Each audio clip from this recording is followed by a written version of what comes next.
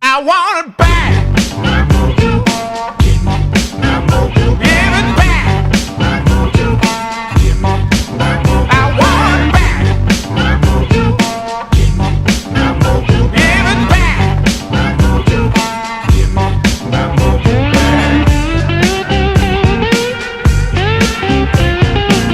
I want it back.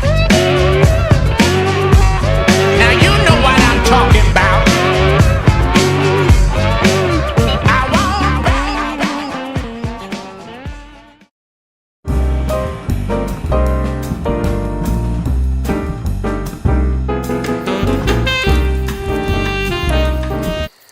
Obviously, you have matches, and what I recommend is in your bug out bags, whichever bug out bags you have, that you should have different spots to put your fire starting material and different areas where you store your water, like in different areas. Never have them all grouped together in the same area, just in case it gets compromised for some reason. You have multiple ways of starting fire or multiple avenues of drinking water, going back to the drinking water, and you're just kind of creating a backup situation just in case one part of your pack gets damaged, or who knows. You want to keep everything in 3 separate areas, and that's up to your choosing. I also have the windlass matches with some tinder on the bottom there.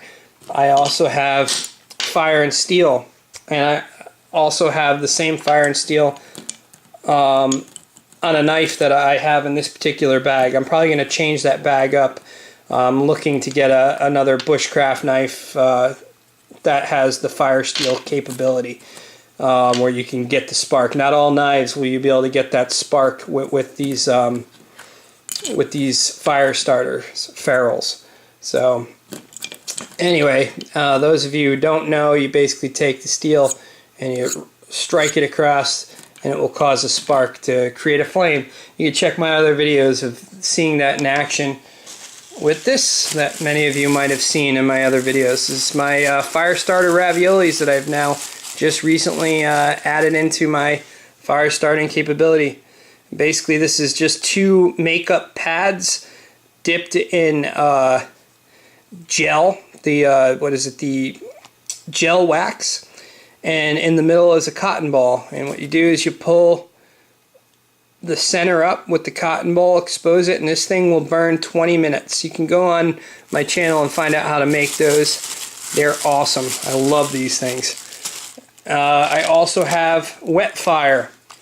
This is another way of starting, and what's amazing is you can literally light these and throw them in a bucket of water and they'll still stay lit.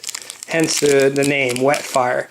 No, I'm not going to demonstrate because I'm not wasting them. There's plenty of people who do demonstrations on YouTube. Just put in the search engine wet fire demonstration or whatever, and you'll probably find tons of examples of that. Never underestimate the simple, just a simple lighter, which I always carry one of these small lighters on me and then one in the pack as well. So I have 2 different, this is usually in my pocket at all times, part of my EDC, and I don't smoke. I have it just because it's a tool. It's something that will come in handy if I really need it. And my final ways of making fire is the Instafire. Some people call it pixie dust. I've heard it referred to, and basically it looks like kitty litter, and you just literally light it up and it burns for probably a good 10 minutes. I've seen it burn for. So I have all these different ways of starting and making fire.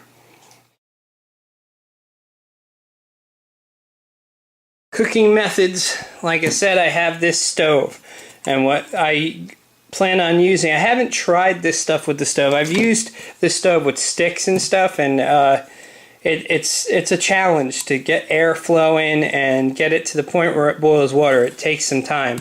I am going to do eventually a test with these fuel tablets and see how many it's going to take, because I don't know. And I'll do a separate video with that, with my other stove that I use more frequently than this one. The one that I use the most is obviously the one I'll take out camping and stuff, and then I'll show, use that. These are basically fuel tablets that I would put underneath here. Now back to the canteen cup. Another feature that I have, and this goes with our cooking elements. I usually pack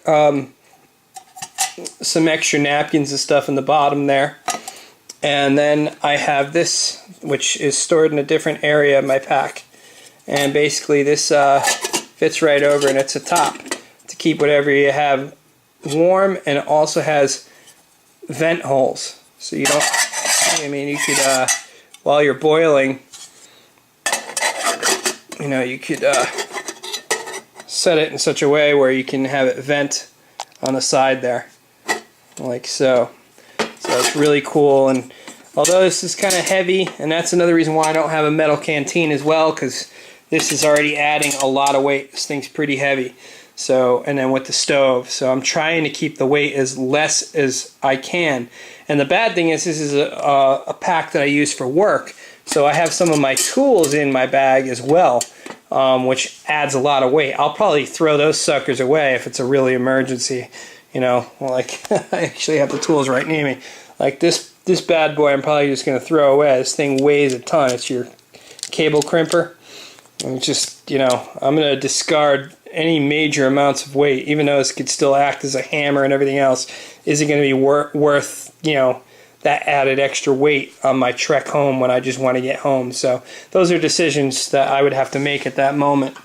And only at that moment could I make any of those decisions. We'll go into another backup cooking, which is my first go-to cooking method.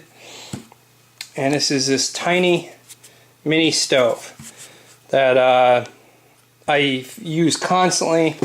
Get an idea. Basically uses these canisters. I keep one of these canisters at the bottom of my bag, and that's kind of what it looks like when it's put together. It has the starter, and that's the stove. I had another one. This is actually a new one that I just purchased. I had another one that was just old, and I just did these pieces actually bend down and fold. If you could look, take this. Of course, it's going to be difficult. And they fold in, and after use and stuff, they were starting to get really like, I don't know, just weren't working. And I had one of these stoves for a while. I had probably, God, it's almost 15 years since I replaced this one from my old trip way back when. So, and it fits, and it's very lightweight and just awesome. It boils water very quickly. My only gripe with this is the canteen cup I have doesn't really fit on top, and that kind of is a pain in the neck. You actually have to hold the canteen cup on to make sure it doesn't fall, otherwise you're going to have a disaster in your hands. But this is my first go-to as far as cooking. The reason why I have this too is when I'm trying to get home, and God forbid it's going to take me more than a day or so, and I have to boil water or I have to heat the water up or whatever, I do not want to waste time. I just want to get it done, and as quickly as possible. And it's quiet. It works well in the wind. So this is why I got one of these, is to make my life easier. And then you, of course, have your backups with this stove in case you have to use it, and all the different methods of having to use that particular canteen stove. So that's basically my cooking with my get home bag. Lightweight headlamp. That's what I use for hiking as well. It's the Black Diamond, and basically it's got a not so focused, just walking around camp with the two lights there. Then you got more of a focused beam, and then let me see if I can do it. You got a strobe setting, and see if I can get the red light to go on. Hold on.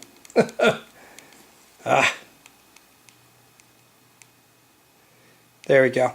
Now the red light is very important, I think, because if you're at night, you don't want to affect your night vision, and this is how you would be able to read your map without your night vision being altered and affected too greatly. So I think all headlamps should have this feature of the red light. It's going to really help you if in case you have to maneuver around at night and you really don't want to lose your night vision. That's the best way to go about it.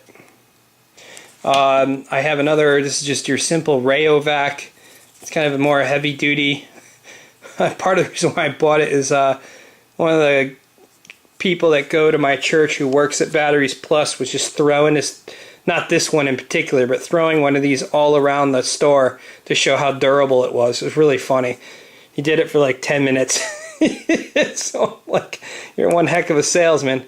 And it's just a regular light. It's got 2 settings and that's it. It's not that big of a deal. I don't go crazy, but it's water resistant. I don't know if it's waterproof, but it's definitely water resistant. And that's one of my methods of lighting. This is one of the Streamlight Micros. This is my EDC. I have this around my neck every single day. So it kind of counts as, you know, something I have always, and it just acts as a double up. And it's really bright. It's just crazy bright for something so small. It's amazing. Love this little light. Use it quite often. Man, this takes forever, guys. Going over all this. I swear you better appreciate this. That's unbelievable. Like, I can't believe how much is involved. And this is the smaller of the packs. I can't. When I get to the home bag, it's going to be like a 5-part series. All right, so I just have a small medicine first aid type of thing. Very lightweight. I got it at REI. I get a lot of my med kits from REI because it all focuses on keeping things light. I added a few things extra, some Tylenol, Advil, some stay awake pills in there. In case I have to be more alert. And I threw a couple of blood clots in there, and that's pretty much it. Whenever you get a kit, you just go through it and see if there's something you want to add. But I wanted to also make sure that I didn't add too much weight. And that's pretty much it. I mean, I'm not going to open this up and go through every item. It's ridiculous. Like I said, it's by Lifeline. If you want to go online and look at what's inside this particular one, by all means. Blister Medic, you can get this at REI, and it's great because it's got a resealable bag. You know, once you use it, you can seal it back up, and it's a water-resistant bag that it comes in, along with the same thing, the Moleskin pre-cut blister dressings. This is in every one of my packs, in fact, is this stuff, because your feet are your friends. I mean, if you get held up and you can't walk anymore, your expedition is done. Game over. And who knows how long you're going to be held up. It's not a situation you want to be in, so you want to give yourself as many advantages as possible when it comes along with your feet. And in this, the smaller pack, I at least have 1 pair of socks, and I always have these in every one of my packs. Potassium iodide pills. Since I am very close to New York City, there's a very good chance that it could be a new type of situation that goes off. And you take these tablets per directions, and what it does is it kind of coats your liver and keeps the radiation from actually penetrating. I don't know how much study has been done on this, but it's better to have, especially where I live. But that's what I have to have in particular where I live. Some bug repellent, and I think there's other items too that I usually use, but I don't really have them readily available yet. I have them in my main bags that I can show you, like a tick removal. It's like a little tab that almost looks like the tab on a soda can, and you can use to pull off ticks and stuff. I have those. I don't know if I took it out of this bag. I might have taken it out like in Mojo. I don't remember. This is another reason why you always gotta check your bags and stuff. You'd think the one I use the most, but I'm human. But for the most part, yeah, I always have this, and also in the summer I'll put sunscreen as well.